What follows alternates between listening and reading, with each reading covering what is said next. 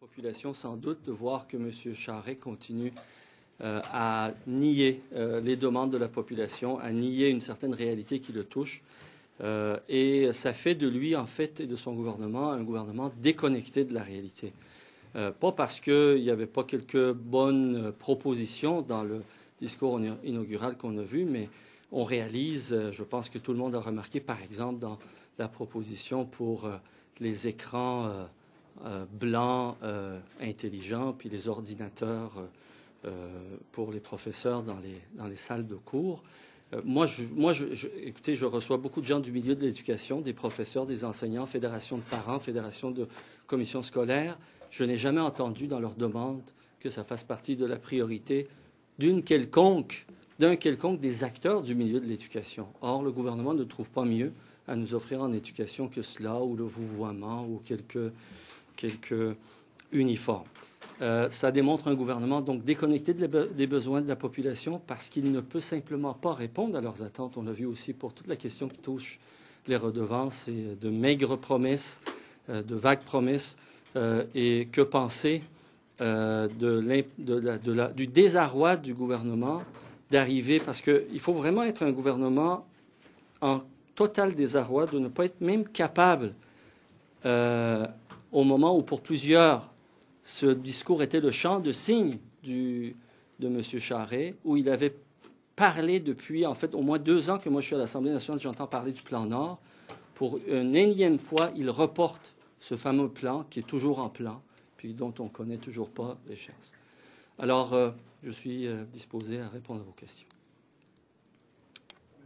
Sur le fonds culturel, Ottawa il n'y a pas longtemps, a coupé des fonds justement aux artistes qui voulaient aller faire des tournées à l'international, puis les entreprises culturelles qui faisaient la même chose. Et là, le gouvernement Charest arrive et lui investit ce champ-là. Est-ce que c'est un bon message à envoyer au fédéral de dire que si vous cessez d'investir ici, nous, c'est pas un problème, de toute façon, on va compenser? Je vais faire un effort avec vous et trouver quelques bons éléments, dont celui-là. J'ai applaudi d'ailleurs l'annonce aussi du fonds pour une direction nationale pour le cancer. Ce message-là, c'en est un autre, mais c'est si peu. Il faut vraiment n'avoir rien d'autre d'intéressant à dire. C'est sûr qu'il faut le faire, mais pour un gouvernement responsable, c'est la moindre des choses. Est-ce qu'il y a dans ce discours-là quelque chose pour relancer un gouvernement en perte de vitesse? Je pense que non. Je pense que M. Charest va décevoir tout le monde. D'ailleurs, regardez, même les gens je ne sais pas si vous avez remarqué, vous étiez dans les tribunes, même les membres de ce gouvernement étaient assez réservés. Bien sûr, ils se sont levés, je pense, 12 ou 13 fois. Ma collègue Sylvie Roy comptait le nombre de fois qu'ils se sont levés pour applaudir. Et ses prévisions étaient très, très, très justes. Ça m'a étonné. Mais notamment sur des enjeux très importants qui correspondent aux demandes les plus pressantes de la population, c'est-à-dire l'enquête sur la corruption. Il y a eu, je pense, moins de 15-20 secondes pour parler de l'escouade permanente, et ils ne sont même pas levés pour applaudir, alors qu'ils ont applaudi pour des choses aussi banales que, par exemple, un fonds pour soutenir les travailleurs forestiers, des choses comme ça. C'est pas que c'est pas important, mais par rapport à l'enjeu de la lutte à la corruption, quand on sait qu'ils viennent d'annoncer 50 milliards d'investissements, des dizaines de milliards d'investissements dans le plan Nord, et les gens se demandent s'il y a des milliards d'investissements, à qui va profiter cet argent si on n'a pas lutté contre la corruption. Alors, c'est assez, je pense, symptomatique du fait que je pense que même la députation libérale a été assez déçue. Est-ce que c'est le discours d'un chef politique qui s'apprête à partir? Si vous me demandez mon avis, si j'étais à sa place, c'est pas ce discours-là que j'aurais fait. J'aurais essayé de laisser quelque chose à la postérité. Oui. De laisser quelque chose à l'avenir. Un legs, un héritage politique où on redore le blason. Bien sûr, M. Charest va toujours, ou ceux qui gouvernent vont toujours se réfugier sous certaines défenses en disant c'est l'usure du pouvoir, puis comme on a gouverné, on a pris nos responsabilités, les gens sont peut-être un peu mécontents. Mais la réalité est que tout récemment, on a vu Lula, un gouvernement de gauche, exercer 8 ans de pouvoir, sortir avec 80% de satisfaction. Donc, M. Charest aurait pu penser que peut-être il pourrait sortir avec un legs plus positif en répondant à quelques-uns des attentes de la population. Il en aurait été ennobli en acceptant le fait qu'il change de fusil d'épaule, qu'il accepte le jugement populaire, puis il décide de déclencher une enquête ou non, il décide d'imposer un moratoire sur les gaz de schiste ou non, à tout le moins revoir les mesures les plus impopulaires et les plus inégalitaires, les plus inéquitables de son dernier budget. Rien de tout cela. Fact that he barely touched on his new anti-corruption squad, something that you'd think perhaps that he would speak a lot about. Well, it was quite surprising. I think he measured the fact that this new squad, anti-corruption team, has no chief commissioner, has now probably no or very few government prosecutors, or how do you say it? Crown attorneys. I don't think he had too much to really be proud of, and we felt it because his own members of cabinet and members of parliament, the liberal MNAs, didn't applaud him. And I think it's a very bad sign of the level of demise of this government. He talks about, I'm wondering if this inspires anything, and you talks about the 5 fingers.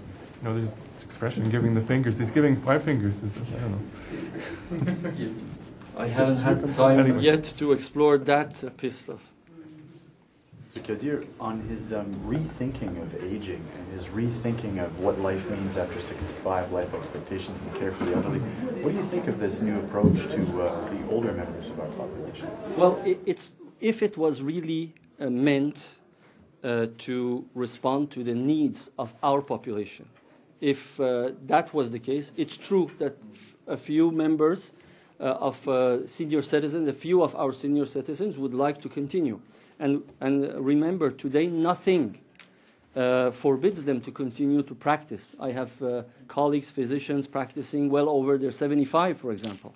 But we know that this government, the Liberal government, this is a plan for those who want our people, our workers, our employees to be more exploited, to spend more time in working. It's not corresponding with the promises of our democracies that we will diminish the number of hours and years spent on working and will increase those we will spend in an emancipated way in our leisure, in our pleasures, in our culture.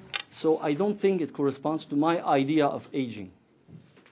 What about the care itself when he talks about the healthcare side of it? People who need care at home. Okay, I thought you were talking I'm about curious about your yeah, perspective. of course, we need that.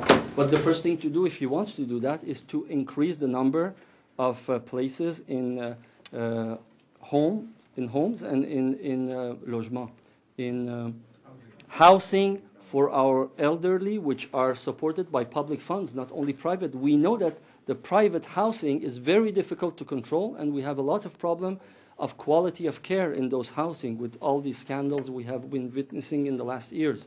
So if he really wants to do something, why not invest the public money? We have a lot of installations that could be transformed into it, but they don't. They have closed more than 600 beds just in the region of Montreal. Do you as a doctor trust the vision laid out today for healthcare by the Not at all. Not at all. No, it's not this way.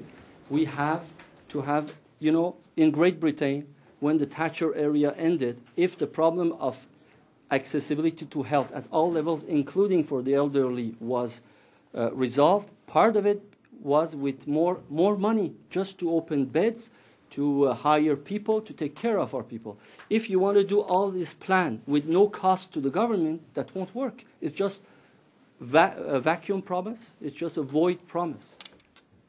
Thank you very much for this.